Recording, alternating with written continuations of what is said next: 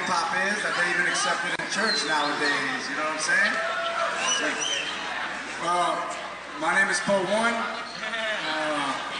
I'm from a crew called Style Elements, better known as the Monster Squad, if those that don't know. I started b-boying around 1982. I'm currently 34 years old. Because of my age or the years that I've been doing it doesn't make me better than anybody. It just makes me a little knowledgeable, that's it. I've seen a lot of stuff, you know. And I love what I'm seeing today, you know what I'm saying? I love everybody just having a good time watching everybody battle. This is going to be an open panel, so anybody can ask questions so we can try to end all the misconceptions and the wrong politics that is out there about that older guys don't like the newer and the newer don't like the older. To me, that's all an illusion. It's not really true, you know? So we can ask questions after we present everybody. Caesar. All right, let's give a round of applause to Poe here, to my right, the service possible. Check this out, man. My name is Little Caesar. A lot of you guys know me as from the Air Force crew, and also putting Los Angeles on the map, you know, by bringing Radiotron, you know what I'm saying? And I know that many of you got inspired, including myself, you know what I'm saying? Radiotron was an event that you can actually say Style Elements came about. Like, we saw Radiotron and we had a battle a bunch of times to get to the highest caliber of Radiotron, you know, and so Radiotron kind of got us known worldwide, you know, that event, so. Yeah, like I was saying, man, you know, Radiotron's been around for 20 years. I know a lot of the young cats out here don't really know about the history of Radiotron, but it's been around for about 20 years. I've been breaking for about 22 years, you know, and I'm still doing it. Still doing it. I'm 34 years old, and I'm still busting, man. And anyone out there have any questions, you know, including being around the world, including here in Los Angeles, my mission then was actually this. My mission was actually to see everybody and change people's mentality about b-boy, about breaking, the fact that we're just nobodies, we're kids from the streets, but you know what? Those kids from the streets are making big noise around the world, knocking at people's doors, you know. So I'm just very happy to be in this circle and being in your circle. And this whole new style that I see now, man, this is dope. I really, really enjoy watching that. And that, I'll tell you, man, this new style, in the next 2 or 3 years, everybody's gonna want to do the same style, you know what I'm saying? Because this is the evolution of b-boy, this is the evolution of breaking. And a lot of hands don't really, you know, don't really support it as much, but they should be supporting it because this is the next evolution. So all my power to you, you know what I'm saying? I'll pass on the mic to Frankie Flave over here. Hey, what's up, guys? Give it up to Caesar. He did a lot for Cali, man, with Radiotron. You know, when I was younger, we used to go down there and just try to rip circles, and then we actually won a Radiotron when I was in a crew called Abstract Flavors, 97, so it's been around for a while, man. Should give it up to this man. He contributed a lot to this b-boy scene in LA, man. Give it up to him. Well, you know me as Flave, Frankie Flave. I've been breaking for 11 years, since 92. Got involved with, into it by like my cousins and stuff. And then I started practicing with Caesar and Poe and all the style elements. And after a while, just building up my skill, building up, representing, putting in work, and I ended up getting into the Monster Squad. So, you know, hey, still give it up to, you know, LA Breakers and, you know, all the other crews I've been in, you know, much love, much respect. They're all family. But if you guys got any questions for any of us, you know, feel free. Oh, come on, Stilo. One at a time.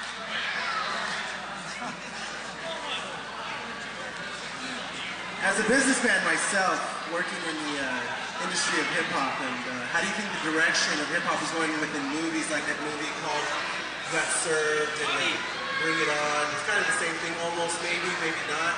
I would like to ask Poe, because he probably knows more about that.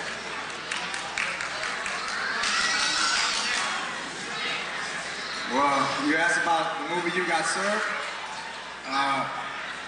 Well, I have a few friends that were in that movie that did it. So I give a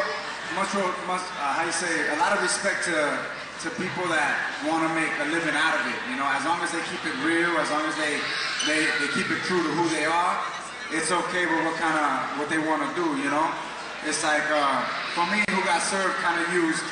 They have real b-boys doing b-boy stuff. They have real freestyle dancers doing freestyle stuff. And they have real choreographers doing choreography stuff. So I kind of, I haven't seen the movie or I haven't even seen a clip of it, but you know, since they use the real elements and the actual real dances to do it, I give it kind of respect, because there's a lot of movies out there that they hire us as dancers, and what they want us to do is to teach the actor how to dance, and then that actor looks hella cheesy, or it's not really a b-boy, they're just trying to do it like a movie, you know, for the movie. So I think when somebody tries to do that, that's whack. But when it's somebody representing the real element of it and everything, I think that's cool. You know what I'm saying? So,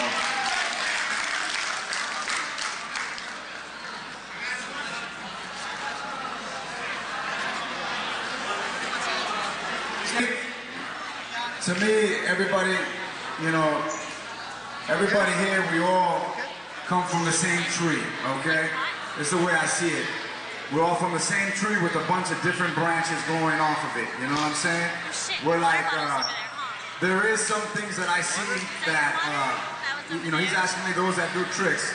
Yo, there's a lot of kids out there that I remember last year that were just focusing on one move, and they would walk out and just do one move, that are connecting and everything now, that they're doing their homework. They're learning how to connect more moves than just doing one move.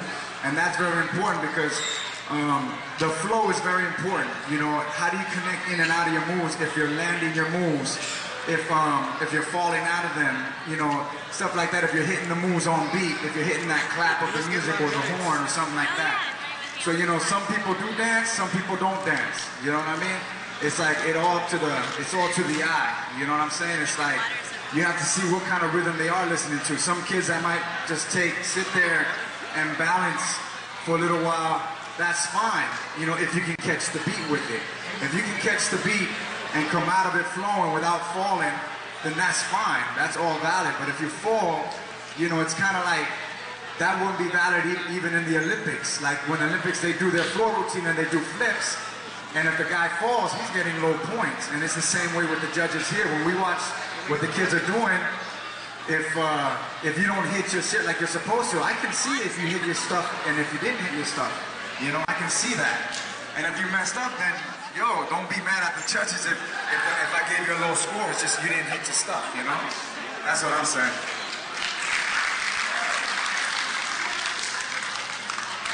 All right, check this out, man. You know, for me, I see breaking along, and we grew up a lot of different styles that you see nowadays.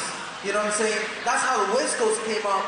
You know what I'm saying? That's how the East Coast still came up. And a lot of different styles all over the world have came up. Why? Because somebody always contributes something to the table. They brought their own tricks, they brought their own dance, they brought their own foundation, they brought their own way of expressing themselves. It didn't matter if it was tricks, or it didn't matter if it was the simplest move out there. Now, what Paul is talking about is that, yes, you know what? Since we all recognize the dance, and it is a dance, but also, a lot of us, we train like athletes. If you look around, we train like athletes. We are athletes, we train like athletes. But at the same time, don't forget, we're dancers. And what Paul was saying was that, yeah, listen to the beat. You know what I'm saying? Because that's going to make you understand where you're going and how you're feeling. And when you go out there, you actually will be on beat. That's going to make you more of a powerful dancer, not just doing a trick. Yeah, a trick is really dope, but with the music on top of it, it'll be very dynamic. It will treat the minds and the eye of anybody that is watching this type of dance. But don't forget, this whole thing started as that. And I remember back in the early days, no one dictated that that's not part of breaking, that's not breaking. No, everything was breaking. Everything, whatever you can contribute to it, as long as you make it dope. And nowadays, if you can apply the music, dynamic, bro. That's why I said, if you kids now, bringing in your style, you can't stop evolution. evolution must continue. You cannot stop electronics. Oh, you know what I'm saying? It must. If you stop, then you know what? You're gonna be behind. Because this is the new style. That's why I said that, you know what, I love it, and it's coming, you know what, as well, it's coming from the West Coast. It's something new. It's not mastered all the way there, I see it, but it's still a baby, and if you keep nurturing it, and you keep putting more, like Paul said, the music, and more feel to it, I think it will be out of this world, man, you know?